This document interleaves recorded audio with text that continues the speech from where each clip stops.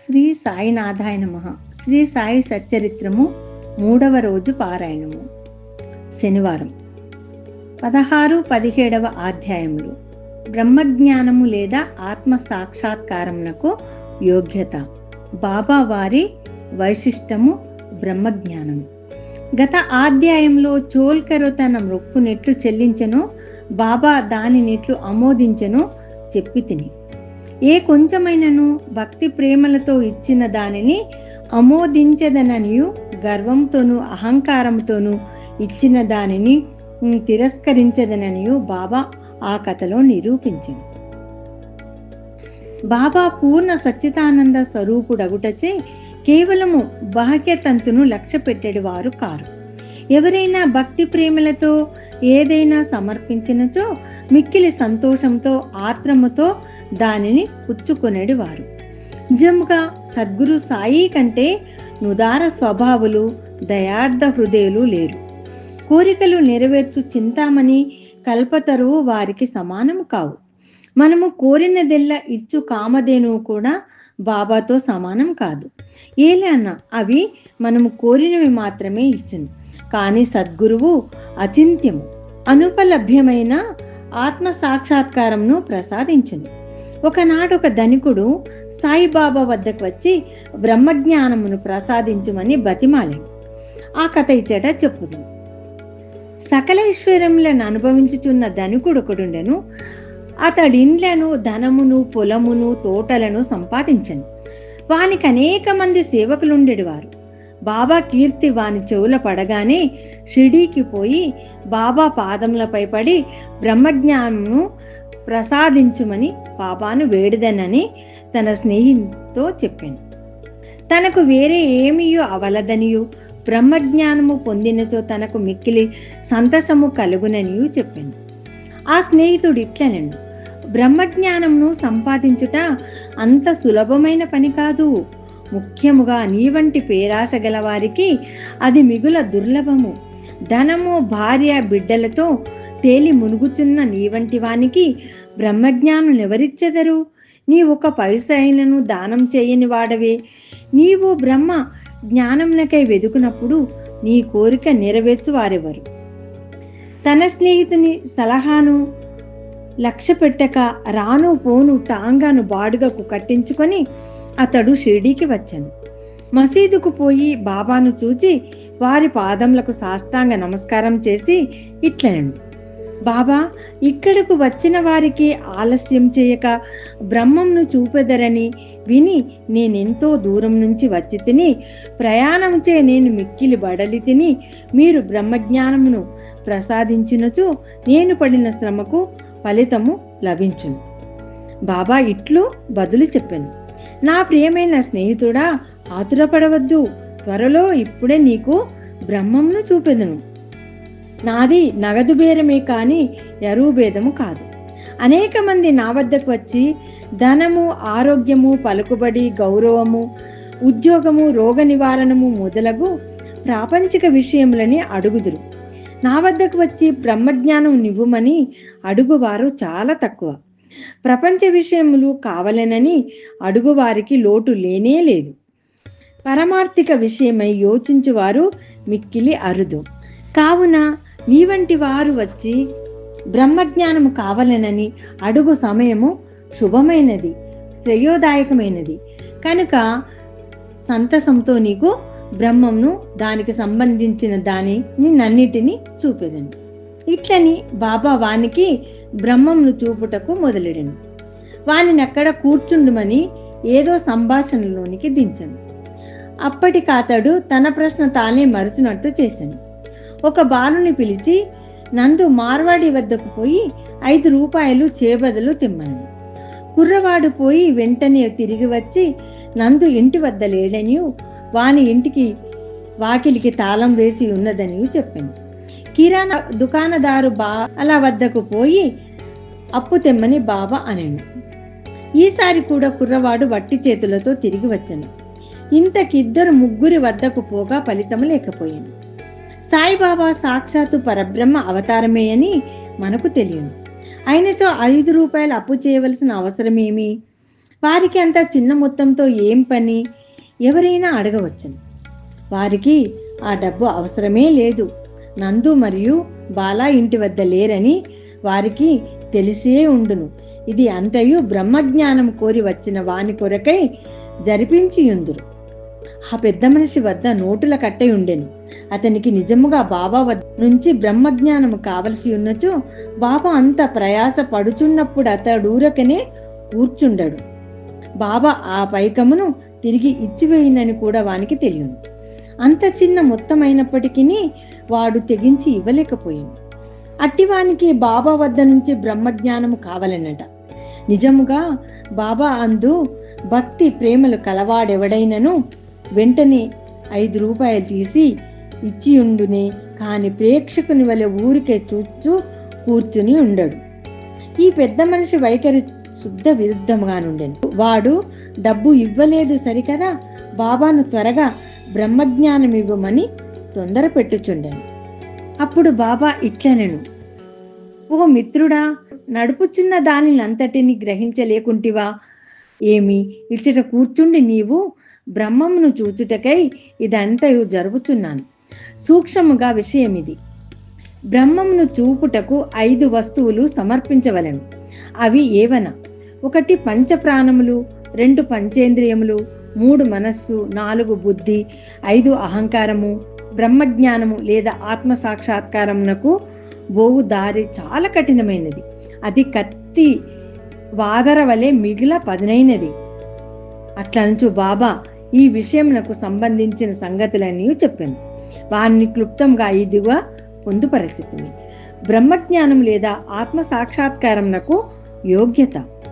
అందరూ తమ జీవితంలో బ్రహ్మమును చూడలేరు. దానికి కొంత యోగ్యత అవసరము. ముముక్షత లేదా స్వేచ్ఛ నందుటకు తీవ్రమైన కోరిక.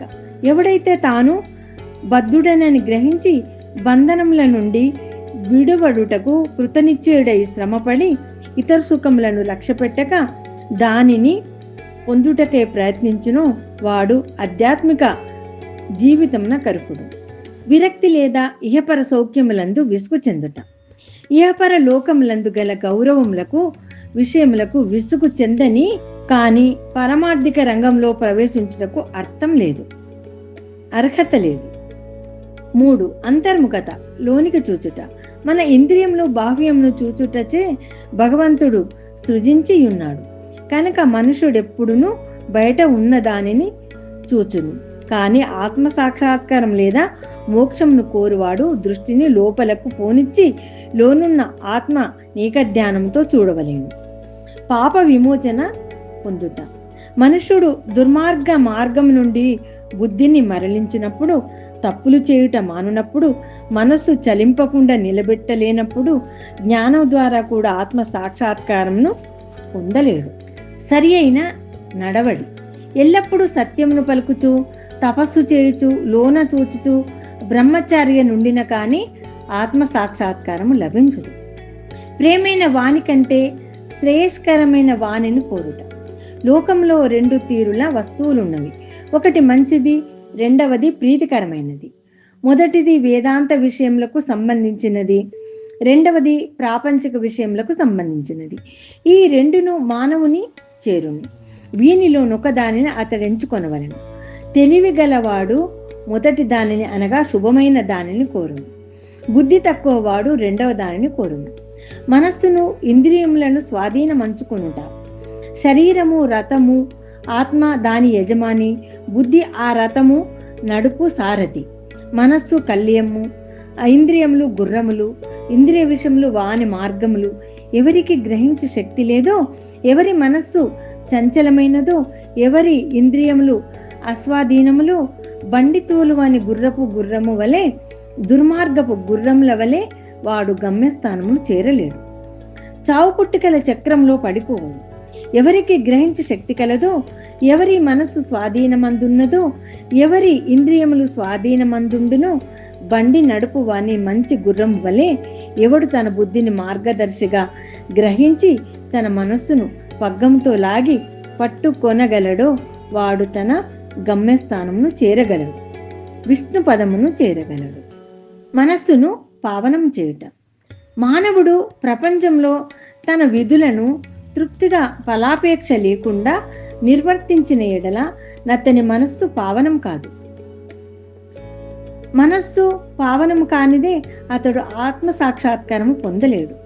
పావనమైన మనస్సులోని వివేకం అనగా సత్యమైన దానిని అసత్యమైన దానిని కనుగొనుట, వైరాగ్యము, అసత్యమైన దాని యందు అభిమానం లేకుండా మొలకలెత్తి క్రమముగా ఆత్మ సాక్షాత్కారమునకు దారి తీయును.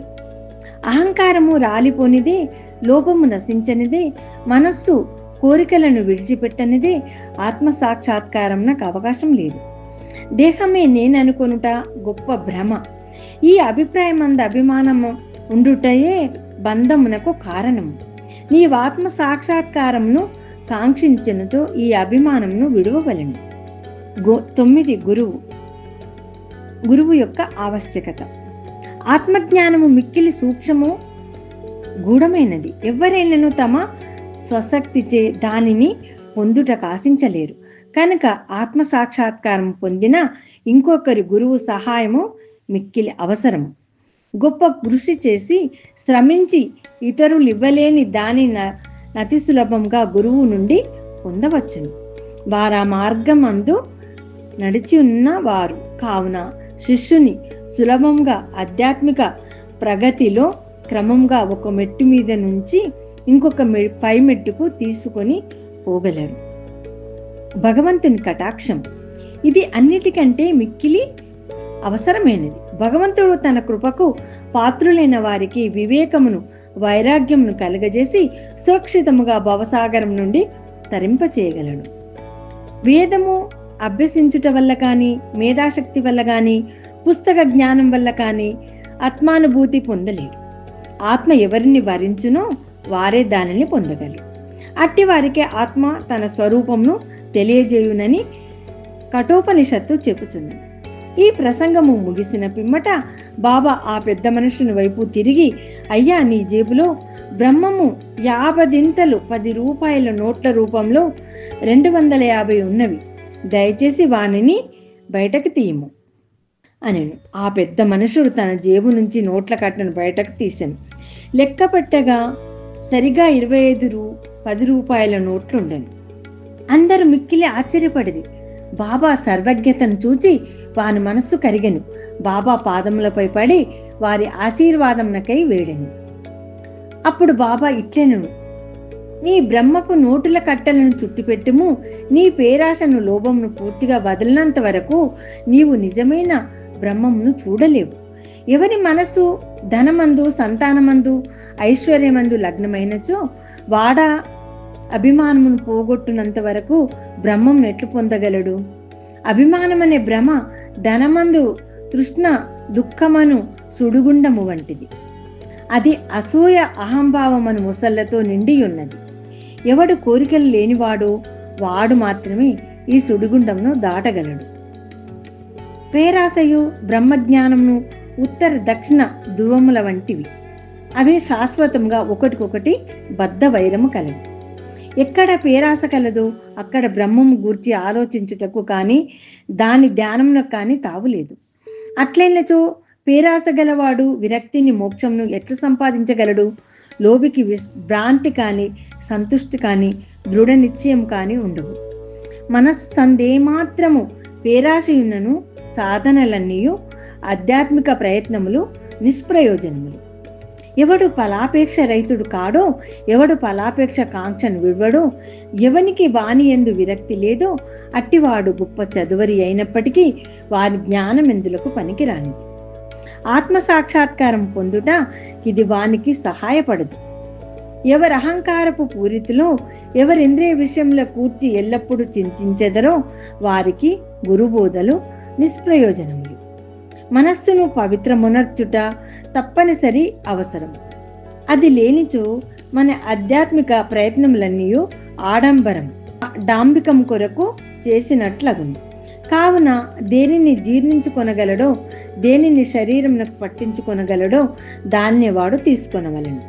నా ఖజానా నిండుగానున్నది, ఎవరికి ఏది కావలసిన దానిని వారికి ఇవ్వగలను, కాని వానికి పుచ్చుకొని యోగ్యత కలదా లేదా అని నేను మొదట పరీక్షించవలెను. నేను చెప్పిన దానిని జాగ్రత్తగా విన్నచో నీవు తప్పక మేలు పొందెదవు. ఈ మసీదులో కూర్చొని నేనెప్పుడు అసత్యములు పలకను. ఒక అతిథిని ఇంటికి పిలిచినప్పుడు ఇంటిలోని వారు, అక్కడున్న వారు, స్నేహితులు, బంధువులు కూడా అతితో పాటు విందులో పాల్గొందురు. కావున అప్పుడు మసీదులోనున్న వారందరూ బాబా ఆ పెద్ద మనుషునకు చేసిన ఈ ఆధ్యాత్మిక విందులో పాల్గొనిరి. బాబా ఆశీర్వాదములను పొందిన పిమ్మట అచ్చటనున్న వారందరూ ఆ పెద్ద మనిషితో సహా మిక్కిలి సంతోషంతో సంతృష్టి చెందిన వారై వెళ్ళిపోయిరి. బాబా వారి వైశిష్టము: అనేక మంది సన్యాసులు ఇండ్లు విడిచి అడవులలోని గుహలలోను ఆశ్రమంలోను ఒంటరిగా నుండి జన్మరాహిత్యము గాని మోక్షమును గాని సంపాదించుటకు ప్రయత్నించెదరు. వారితరుల గూర్చి ఆలోచించక ఆత్మానుసంధానమందే మునిగి యుందురు. సాయిబాబా అట్టివారు కారు. బాబాకు ఇల్లు కానీ, భార్య కానీ, సంతానం కానీ, బంధువులు కానీ లేరు. అయినప్పటికీ వారు సమాజంలోనే ఉండేటివారు. బాబా 4-5 ఇండ్ల నుండి భిక్ష చేసి ఎల్లప్పుడూ వేప చెట్టు క్రిందనే కూర్చుండేవారు. లౌకిక విషయములందు మగ్నులైన జనులకు ఈ ప్రపంచంలో నెట్లు ప్రవర్తించవలెనో బోధించేటివారు. ఆత్మ సాక్షాత్కారం పొందిన పిమ్మట కూడా ప్రజల క్షేమమునకై పాటుపడు సాధువులు, యోగులు మిక్కిలి ఎరుదు. అట్టివారిలో శ్రీ సాయిబాబా ప్రథమ గణ్యులు. కనుక హేమాడ్ పంతు ఇట్లు చెప్పను: ఏ దేశం నందు సాయిబాబాయను ఈ అపూర్వము అమూల్యమైన పవిత్ర రత్నం పుట్టినదో ఈ దేశము ధన్యము. ఏ కుటుంబంలో వీరు పుట్టిరో అదియూ ధన్యము. ఏ తల్లిదండ్రులకు వీరు పుట్టిరో వారు ధన్యులు. 16-17 అధ్యాయములు సంపూర్ణము. సద్గురు శ్రీ సాయినాథార్పణమస్తు. శుభం భవతు.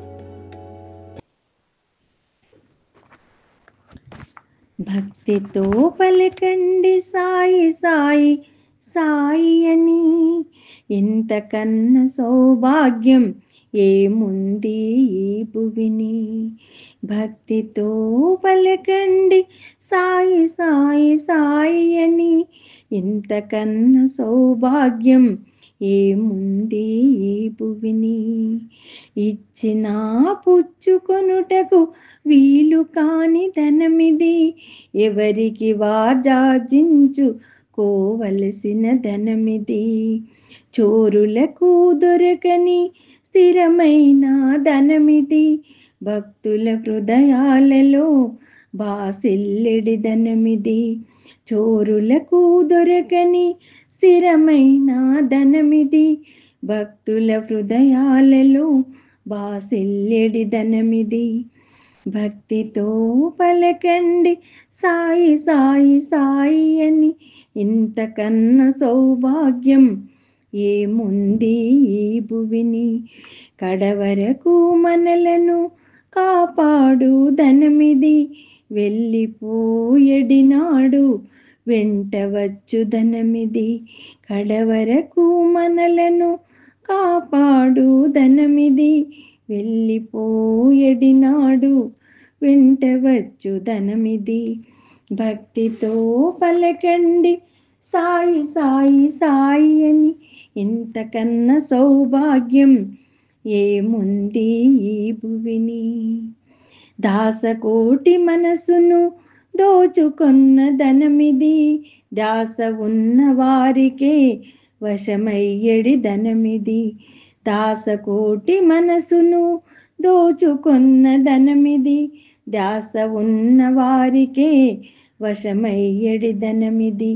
భక్తితో పలకండి సాయి సాయి సాయి అని, ఇంతకన్నా సౌభాగ్యం ఏముంది ఈ భువిని.